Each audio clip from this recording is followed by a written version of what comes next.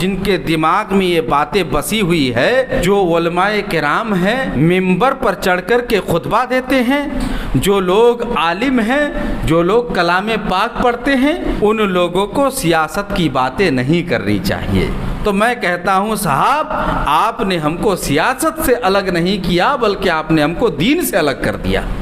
اور جس دین کو ہم آپ تک پہنچاتے ہیں وہ دین مذہب سے بھی مل کر کے بنتا ہے اور سیاست سے بھی مل کر کے بنتا ہے۔ اگر ایسا ہوتا کہ مسلمان ہونے کی دلیل صرف یہ ہوتی کہ نماز روزے کرو، حج و زکوٰۃ کرو، ادا کرو، کسی طریقے سے زندگی گزارو، چلے جاؤ، اور ان سیاست دانوں سے کوئی مطلب نہیں، کوئی بھوکا مرتا ہے مرے، کوئی ظالم ظلم کر رہا ہے کرے، کوئی کسی کی آستھا کے ساتھ کھلواڑ کر رہا ہے کرتا رہے، ہمیں کیا جاتا ہے، کوئی کہیں پر آگ زنی کرتا ہے، کہیں کوئی بم برسا دیتا ہے، ماب لنچنگ کر دیتا ہے، ہم کو اس پہ کلام نہیں کرنا، اس لیے کہ ہمارے اوپر مصیبت آ جائے گی۔ تو میں کہتا ہوں اس ظلم کو سہنا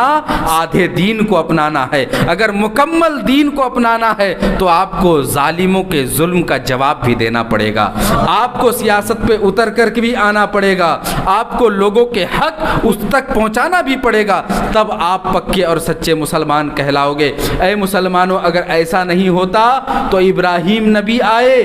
حق کی صدا بعد میں بلند کی، باطلوں کا رد پہلے کیا ہے۔ موسیٰ نبی آئے، کوہ طور پر پہلے نہیں گئے۔ موسیٰ کلیم اللہ نے جو پہلا پیغام دیا وہ آزادی تھی، وہ ظلم سے آزادی تھی۔ آج سماج کے لوگ یہ سمجھتے ہیں چاہے کوئی بھی پارٹی ستے میں آ جائے ہم کو کوئی مطلب نہیں، ہم کو کوئی روپیہ دے رہا ہے، دولت دے رہا ہے، ہم کو تھوڑا بہت کھانا مل جا رہا ہے تو ہم اس کے ساتھ جڑے رہیں گے۔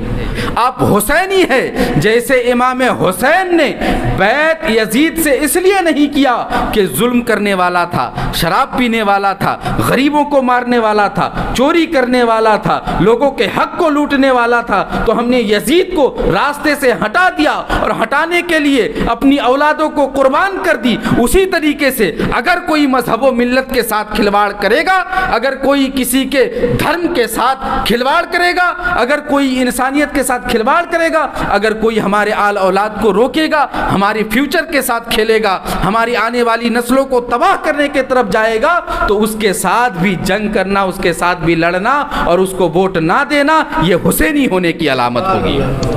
تو آپ ووٹ سوچ سمجھ کر دیں۔